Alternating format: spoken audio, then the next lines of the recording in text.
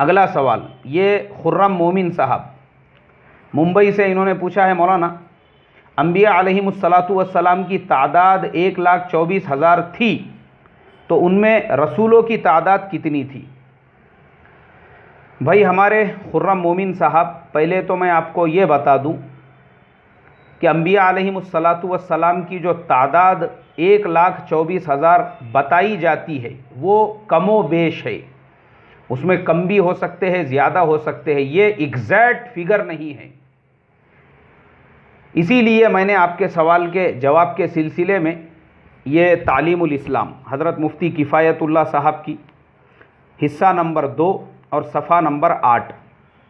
حضرت مفتی کفایت اللہ صاحب نے لکھا رسول اور نبی کتنے ہیں؟ جواب میں لکھا دنیا میں بہت سے رسول اور نبی آئے لیکن ان کی ٹھیک تعداد یہ صرف اللہ تبارک و تعالی جانتے ہیں۔ ہمیں اور تمہیں اس طرح ایمان لانا چاہیے کہ اللہ تبارک و تعالی نے جتنے رسول بھیجے ہم ان سب کو برحق اور رسول مانتے ہیں۔ پتہ یہ چلا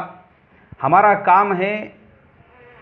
انبیاء اور رسولوں پر ایمان لانا، نہ کہ یہ ہم ان کی تعداد شمار کرتے بیٹھے کہ وہ 1,24,000 تھے یا اس سے زیادہ تھے یا کم تھے، کیونکہ ان کی فکس جو تعداد ہے وہ اللہ ہی جانتے ہیں۔ رسولوں میں 4 رسول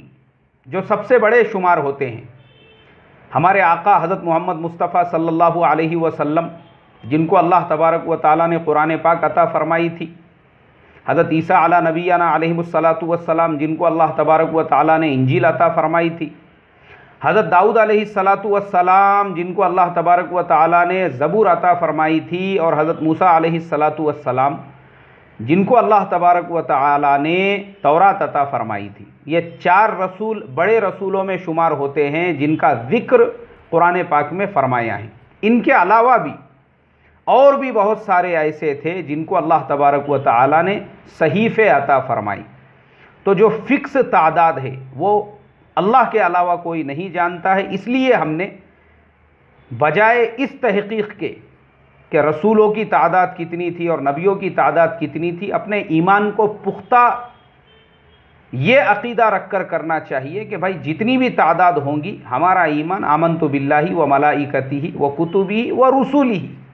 اللہ کے رسولوں پر، اب وہ کتنے ہیں یہ اللہ جانتے ہیں، ہم نے ان پہ ایمان رکھنا یہ ہمارے اوپر لازم ہے ضرور۔